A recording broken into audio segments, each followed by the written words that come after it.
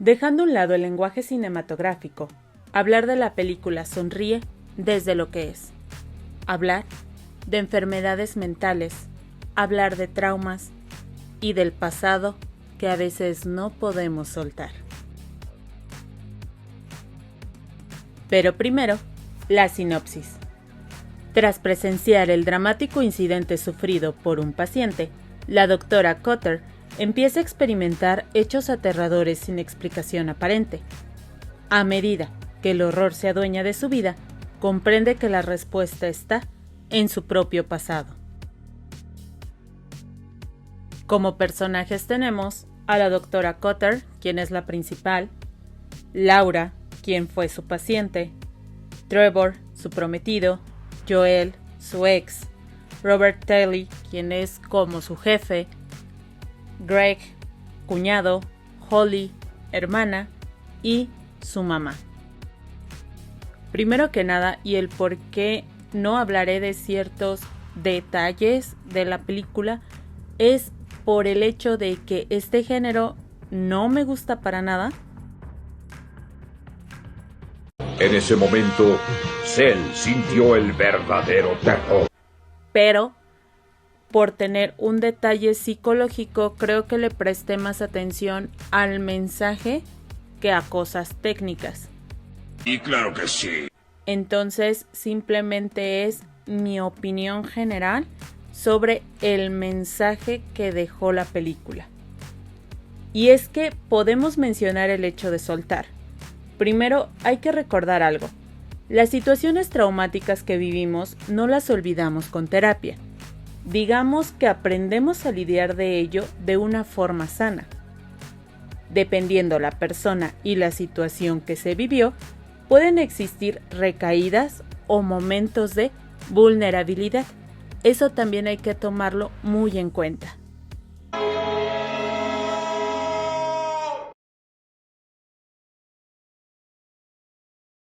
Dicho esto, la doctora Cutter es terapeuta en una clínica de personas que tienen algún tipo de crisis, en este caso emocional o mental. Es muy dedicada a su trabajo, tanto que en ocasiones no descansa y se la pasa sin dormir y supliendo a otros o quedándose más tiempo del adecuado en la clínica. Cuando lo analizas un poco te das cuenta que hace todo esto para suplir algo que ella le ocurrió en su pasado y con ello trabajar con la culpa. Un día llega una paciente y tal cual pues se quita la vida frente a ella. Algo que ya había vivido antes con su madre cuando la doctora era una niña. A partir de ahí, y a pesar de que trata de disimular que todo está bien, en realidad comienza a tener diferente tipo de alucinaciones. Ella entonces comienza a darse cuenta que está viviendo lo mismo que su paciente, y es que resulta que es como una cadena. Alguien se quita la vida frente a una persona y a partir de ahí comienza el trauma en la otra persona y así se va sucesivamente. El detalle es que al investigar uno nota algo peculiar. La víctima no es cualquier persona, es alguien que es vulnerable y que en este caso ha sufrido alguna pérdida o incidente traumático con anterioridad. La doctora se da cuenta de todo esto y trata de luchar contra sus propios temores. Nota: se dan cuenta que la entidad maligna se la pasa buscando en la mente de la víctima hasta encontrar su debilidad y poder tener el control de esta. Justo es donde nos damos cuenta qué tan importante es o no cada una de las personas que están alrededor de la doctora.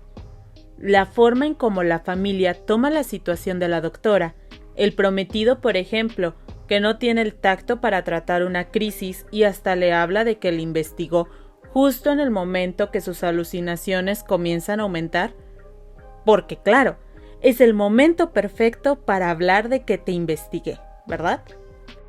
El sobrino y lo que hace su tía con él desde el regalo y lo que ve con su comportamiento, nos hace pensar que ahora se puede convertir en una víctima potencial, puesto que de una manera, digamos, no intencional, está haciendo que el niño tenga un trauma en su infancia.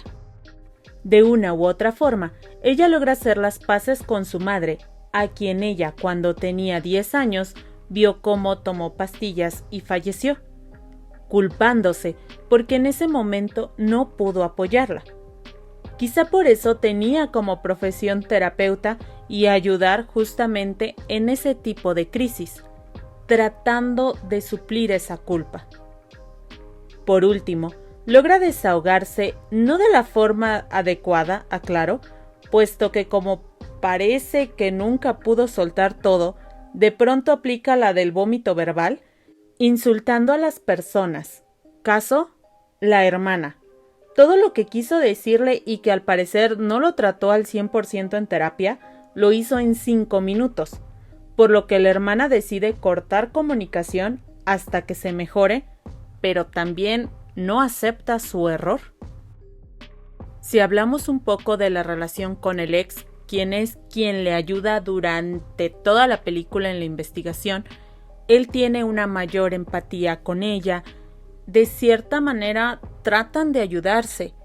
Aquí el punto es, yo hablaba de la entidad maligna, de cómo empieza a indagar en la mente de ella, como por ejemplo tiene alucinaciones con una persona que fue quien era su paciente, y después de ahí empieza a tornarse con cada una de las personas que están a su alrededor, con su hermana, con el cual tiene este conflicto, pero lo logra superar, con su terapeuta, con quien también tiene el conflicto, lo logra superar, con pacientes, con quien también logra y trata de luchar contra ello, incluso con su mamá, y logra hacer las paces, aunque a pesar de que su mamá ya no esté viva, pero logra soltar todo eso.